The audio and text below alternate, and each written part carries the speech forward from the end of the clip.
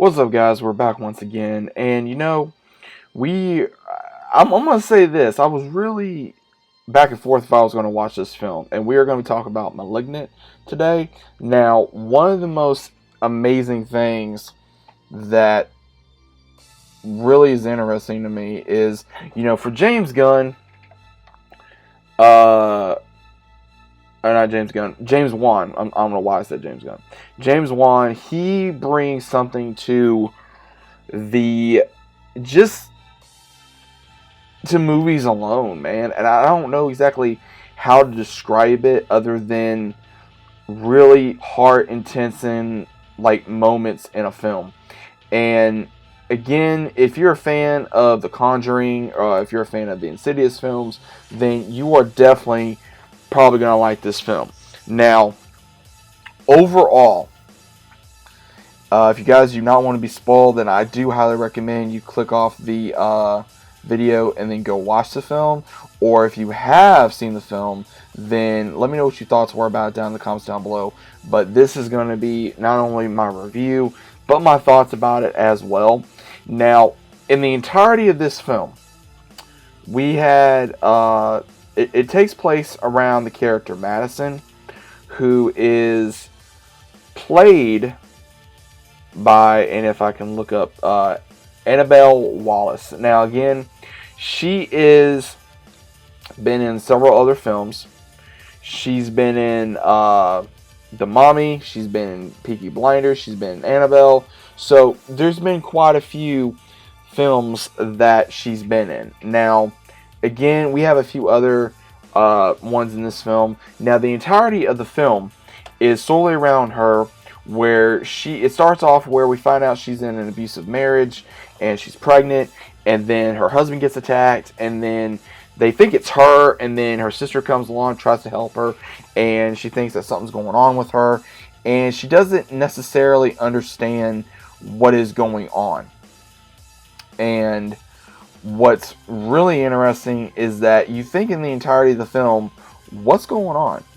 Like, because her husband's killed and they think it's her, and obviously you can tell it wasn't, but at the same time you're like, okay, because he slams her head up against the wall because he's extremely abusive, and this is her third child that she's tried having. Unfortunately, she miscarries again, and in the entirety of the film, she's being stalked / harassed by this entity / whatever this thing is by the name of Gabriel, and she has known about this entity, I guess you'd say, or this thing for so many years, that ever since she was a child, because we find out later on in the film that she was adopted, and she tells her sister never knew, and she was extremely wondering what exactly is the reason why she was adopted, and also trying to help the police trying to go after Gabriel in the film,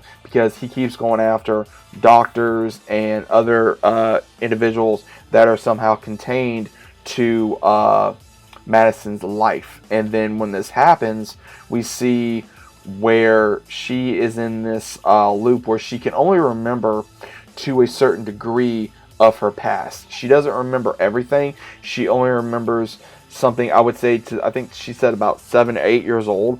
So she doesn't really remember everything, but to a certain degree, where she remembers being adopted by her what she calls her family, and then also her sister being born and everything else. So again, you know that there's something going on with Madison internally, but you probably don't know. And what's actually very interesting is that you're wondering exactly who is this character that's going after her, that has this vendetta against her, or wants her for himself. And the entire time it makes you wonder what exactly is going to happen. Now, on a side note, I'm going to say this: the music in this film was absolutely astounding, because it wasn't the whole, like, it was like real silent and then it creeps up on you. No, it was like steady rock music almost, like, and it was so intense to where it made you wonder, what the hell, like, where exactly did they get these ideas for this music? And it was just absolutely incredible. And the entire time when you're trying to figure this out, because the cops, they're trying to figure out, like, okay, who exactly is making all these killings, and everything's leading back to her, and they're thinking, okay, maybe it's her doing this and she doesn't realize it. So one of the detectives, he takes interest in the sister.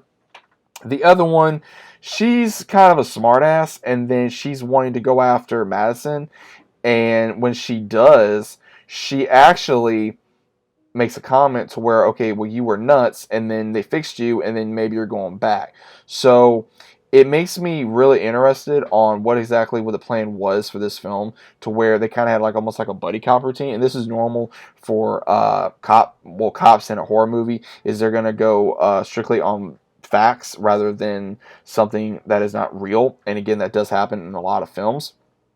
And what happens is we find out where she keeps saying, "Oh, it's Gabriel doing this, Gabriel doing that." I mean, this, whatever it is, it's messing with the lights, it's destroying the lights, it's, calling on her cell phone, calling on other people's phones, and just making real bad remarks towards Madison. And then we later find out somehow or other that, and later on in the film, and again, this is big spoilers, guys, big, big, big, big, big spoilers, that this was actually her parasitic twin brother. When she was born, both embryos were connected, and he was on the back of her back, her spine, her brain, and the doctors where they work, because her mother gave birth when she was about 15, 16 years old, and they give when they do everything, they take off the limbs, the body, but they push some of the brain matter of what Gabriel was left inside of her, and that is what was going on, is that he would take over her body, and he would have his own personality and everything, to where he would try to kill people, and he was going after the ones that were responsible for his, death, I guess you'd say. And we have where he blamed not only his sister, he blamed her for choosing her adoptive sister over him, and she had no memory of it. And when she kept getting hit in the head, that's what basically woke him up.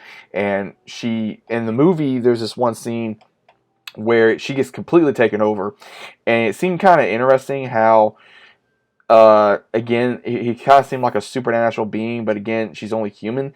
But somehow or other, she was able to kill almost the entire police department in this film. And then she goes after her actual birth mother, Gabriel does, and when they finally come to grips with what's going on, she has to take back over her body from a mindset, and she puts Gabriel in a mind prison cell. And again, she doesn't kill herself, she doesn't try to kill him, but she basically puts him back in a, like, almost like a mind prison, that, well, this ain't gonna make me last forever. And she even says that, I know, and I'll be prepared next time. So again, we may get a sequel, we may or may not, I don't know. It's going to be very interesting to see where exactly this film is going to go.